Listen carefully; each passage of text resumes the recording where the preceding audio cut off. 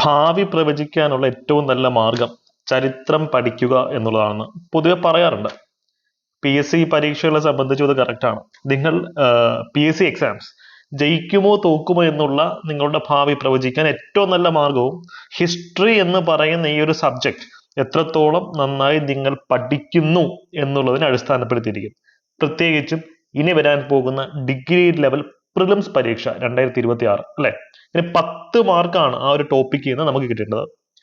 അപ്പൊ ഈ ഒരു അവസരത്തിൽ 2 മാസം ആണ് ഏകദേശം നമ്മുടെ മുമ്പിലുള്ളത് അല്ലെ. മെയ് 2-ാം തീയതിയാണ് പ്രിലിംസ് എക്സാം സ്റ്റാർട്ട് ചെയ്യുന്നത്.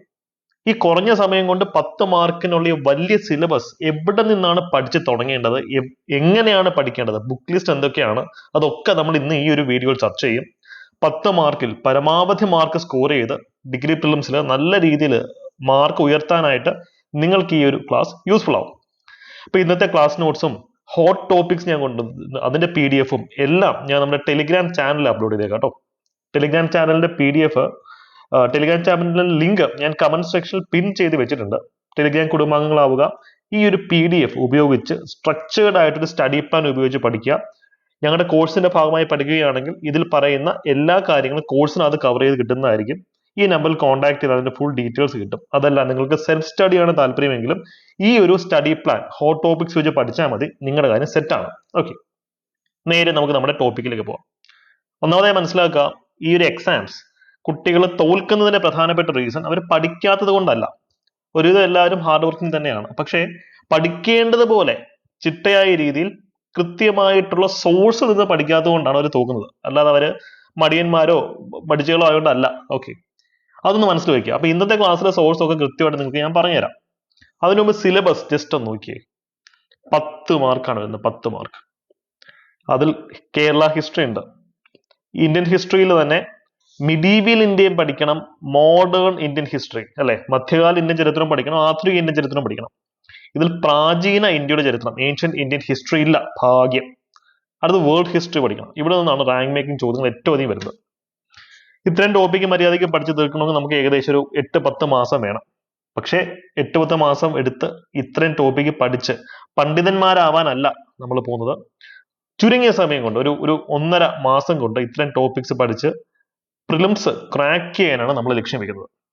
അപ്പൊ അതിനുവേണ്ടി സ്ഥിരമായി ചോദ്യങ്ങൾ വന്നുകൊണ്ടിരിക്കുന്ന ഹോട്ട് ടോപ്പിക് അല്ലെ, റിട്ടേൺ ഓൺ ഇൻവെസ്റ്റ്മെന്റ് എന്ന് പറയും. കുറഞ്ഞ സമയം ഇൻവെസ്റ്റ് ചെയ്ത് മാക്സിമം റിട്ടേൺ നേടിത്തരുന്ന ടോപ്പിക്സ്, അത് അങ്ങോട്ടങ്ങ് പഠിക്കാം. കാര്യം ഇനി അതിനുള്ള സമയമേ നമ്മുടെ മുമ്പിലുള്ളൂ.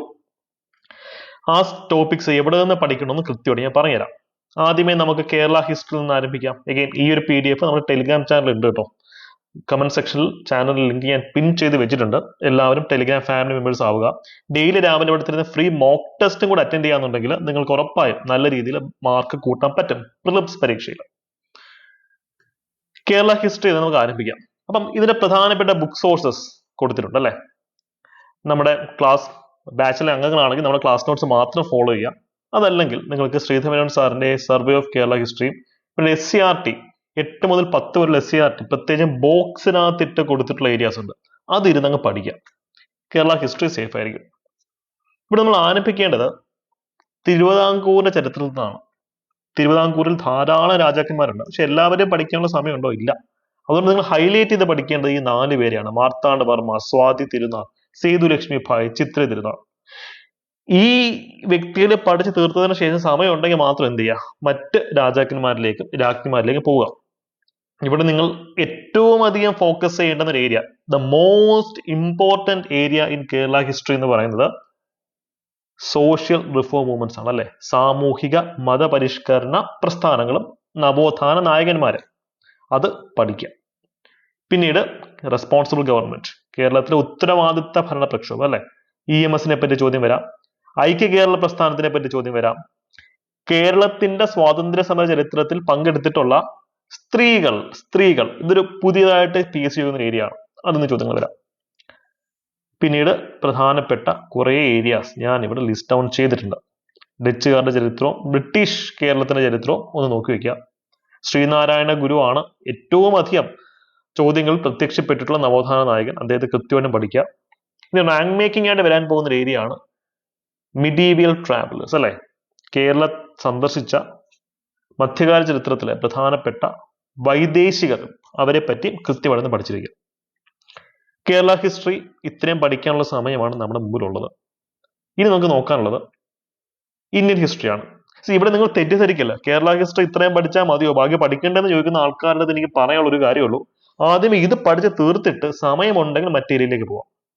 നിങ്ങൾ കഴിഞ്ഞ ഒരു വർഷമായിട്ട് അല്ലെങ്കിൽ 6-7 മാസമായിട്ട് ഇതിനുവേണ്ടി തയ്യാറെടുക്കുന്ന ഒരു വ്യക്തിയാണെങ്കിൽ കുഴപ്പമില്ല, നിങ്ങൾ ഓൾറെഡി ടോപ്പിക്സ് ഒക്കെ കവർ ചെയ്തിട്ടുള്ള ആൾക്കാരായിരിക്കാം.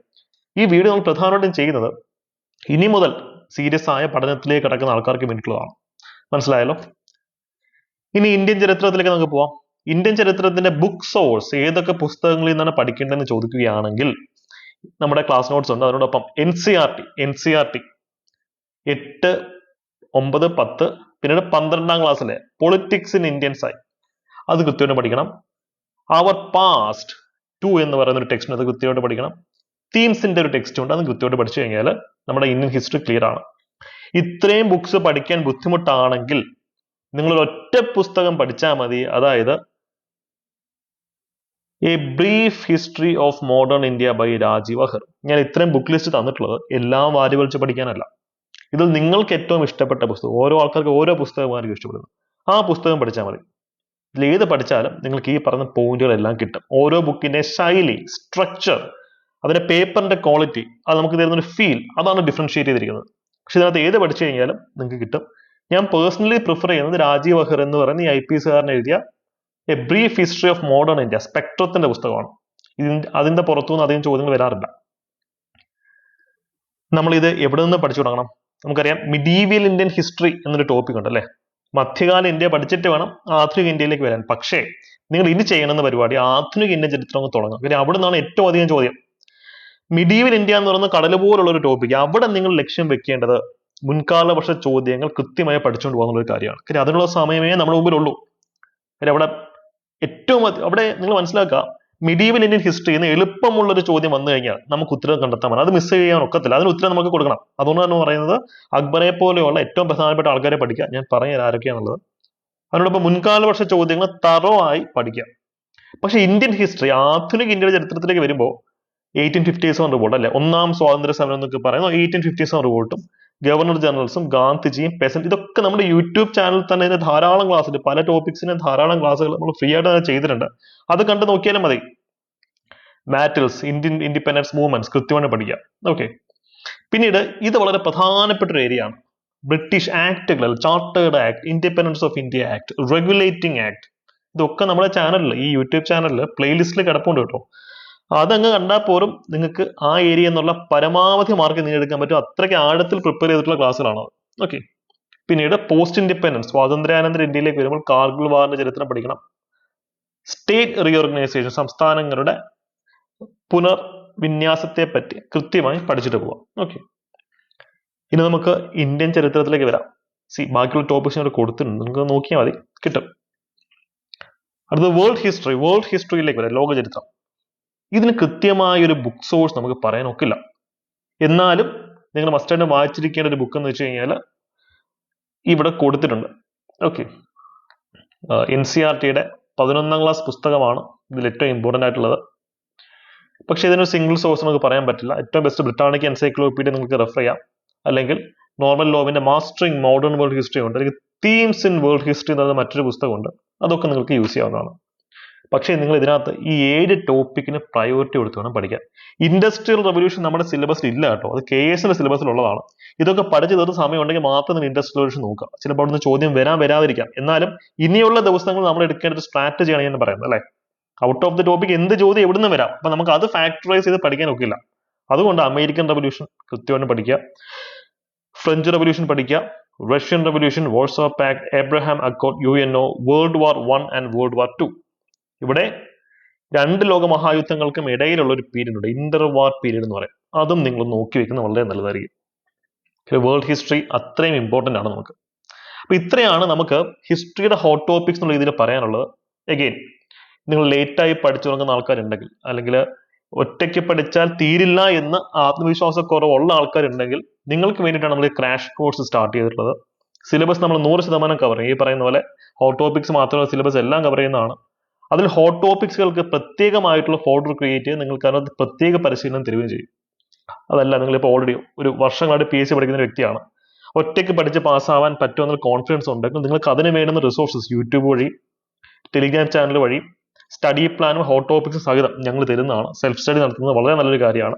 പക്ഷെ ഞാൻ ഈ പറഞ്ഞത് നിങ്ങൾ ലേറ്റ് ആയിട്ട് സ്റ്റഡി സ്റ്റാർട്ട് ചെയ്യുന്ന ഒരു വ്യക്തിയാണ്, ഒരു സപ്പോർട്ട്, ഒരു അഫോർഡബിൾ ആയിട്ടുള്ള ഒരു ഫീസിൽ ഒരു കോഴ്സിന്റെ സപ്പോർട്ട് വേണം, സേഫ് ആയിട്ട് നിങ്ങൾക്ക് പഠിക്കണം എന്നുണ്ടെങ്കിൽ ഈ ഒരു നമ്പറിൽ കോൺടാക്ട് ചെയ്ത് നിങ്ങൾ ഈ ബാച്ചിന്റെ ഫുൾ ഡീറ്റെയിൽസ് ഡെമോ ക്ലാസ് സഹിതം നിങ്ങൾക്ക് കിട്ടുന്നതാണ്. അഡ്മിഷനിലേക്ക് വരാവുന്നതാണ്. അപ്പോൾ എനിക്ക് നിങ്ങളുടെ അടുത്ത് ചോദിക്കാനുള്ള ഒരു ചോദ്യം ഇതാണ്: ഈ പ്രിലിംസ് പരീക്ഷ ചിട്ടയോടുകൂടി പഠിച്ചെങ്കിൽ വിജയിക്കാവുന്ന ഒരു പരീക്ഷ മാത്രമാണ്. കാര്യം ഒരു ക്വാളിഫയിങ് പരീക്ഷ മാത്രമാണ്. നിങ്ങൾ എത്ര പേർക്ക് കോൺഫിഡൻസ് ഉണ്ട് ഈ പരീക്ഷ പാസ്സാവാൻ പറ്റുമെന്ന്?